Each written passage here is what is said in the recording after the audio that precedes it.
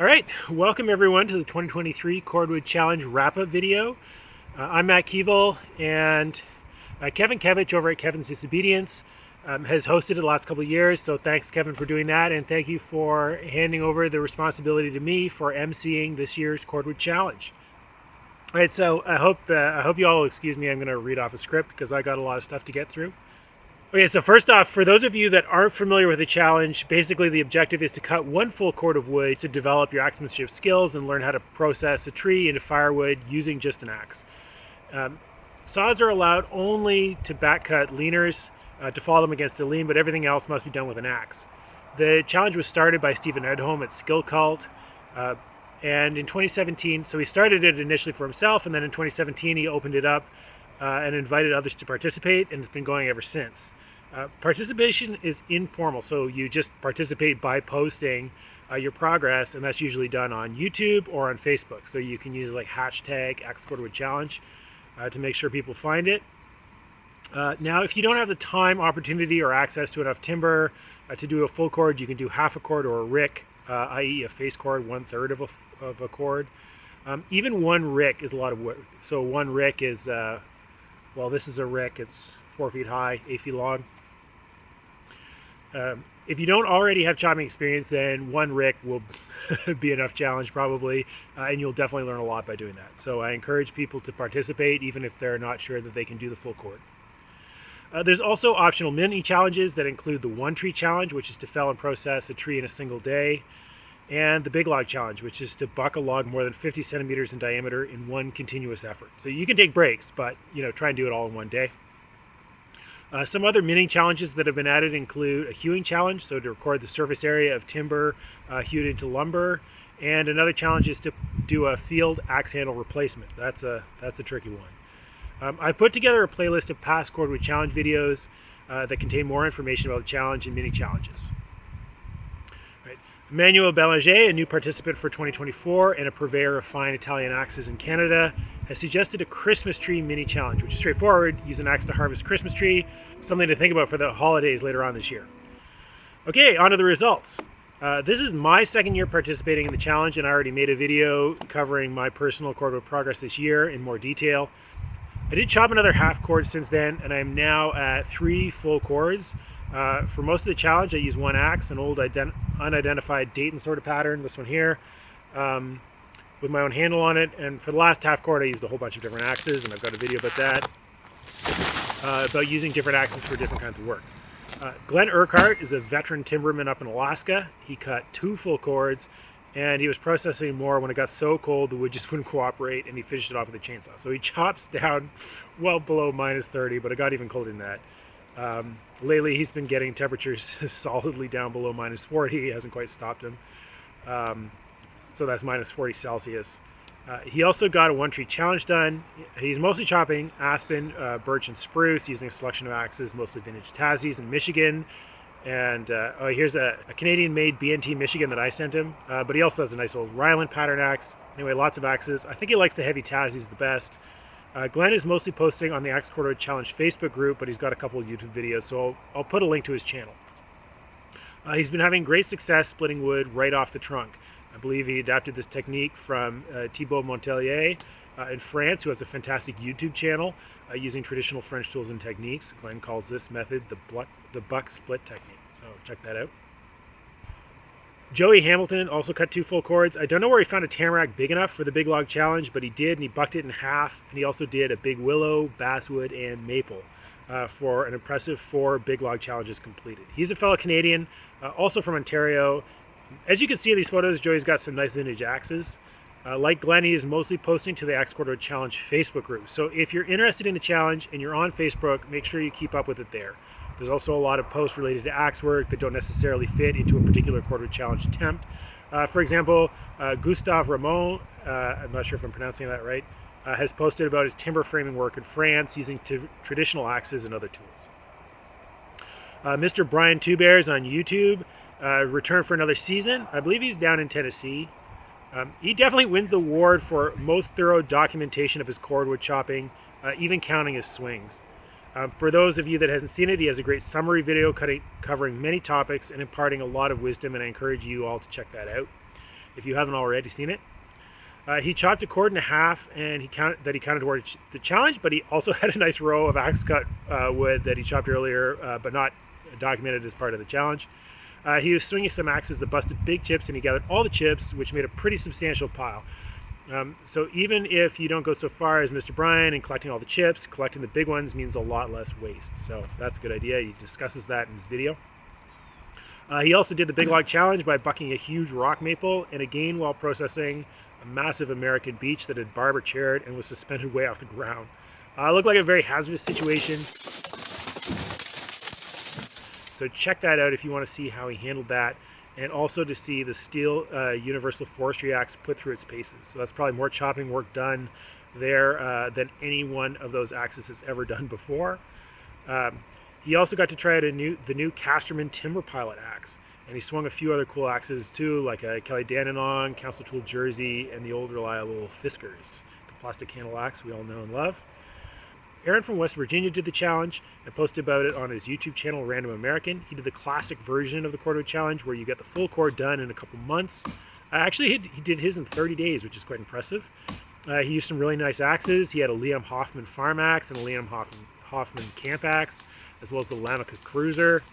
He was fighting through some almost unsplittable American elm, which I can relate to, and used a Fisker splitting axe after busting his maul handle.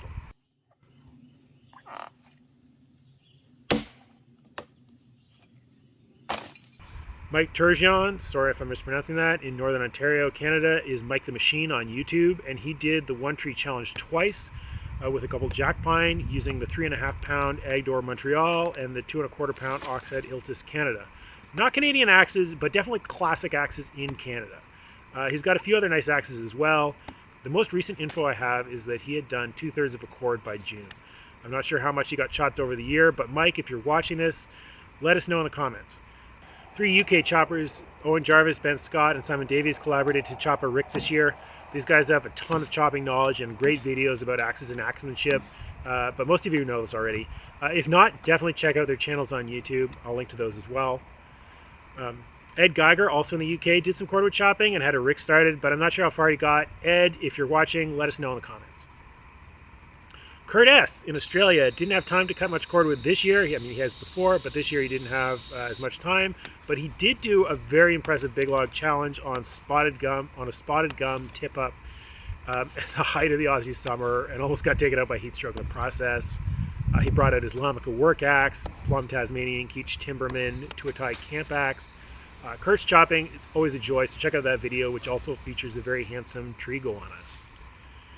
Martin Stone, another Aussie whose YouTube channel Axes of Oz has recently featured a great history of the Kelly Dandenong. He has about the toughest wood around. Unfortunately, this year his cordwood efforts were cut short by other commitments, but hopefully he'll have more time this year. We'll see. Willie Flick down in South Africa did the Big Log Challenge and posted about it on Facebook. Also, there's some skilled chopping action going on in Vietnam. In particular, 2 guys have started posting to the Cordwood Challenge Facebook page later in the year, so later in 2023. Khiêm has a couple nice axes. Looks like a small forest axe and a vintage Dayton on a curvy handle. He's also swinging a plum double bit, and he adds a skill and good steady cordwood cutting pace. That is a nice axe. Chắc lần sau óp chắc mút cây này quá. Hay Thọ nó yeah. Thọ nó đang về chừng. Kiếm nào kiếm trên đầu rớt xuống. Kiếm trên đầu rớt xuống. Next is Taw. He's got some really nice axes. It's great handle work too. I really like the look of this modified Chinese diamond axe. Also, this bamboo handled splitting axe is awesome. So even though that log is a saw-cut round, I'm showing it anyway. In addition to the axes and the bucking Billy chic style, he's also got great chopping skills.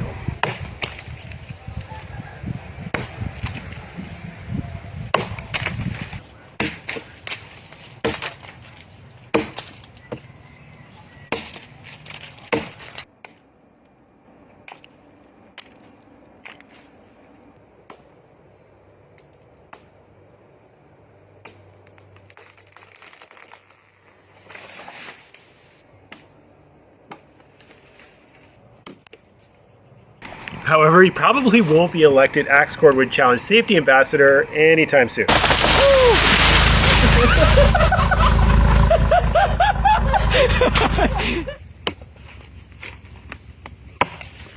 Todd did this log, which I believe qualifies for the Big Log Challenge. We're communicating across the language barrier, so I'm not entirely certain on the quantity chopped by the participants in Vietnam.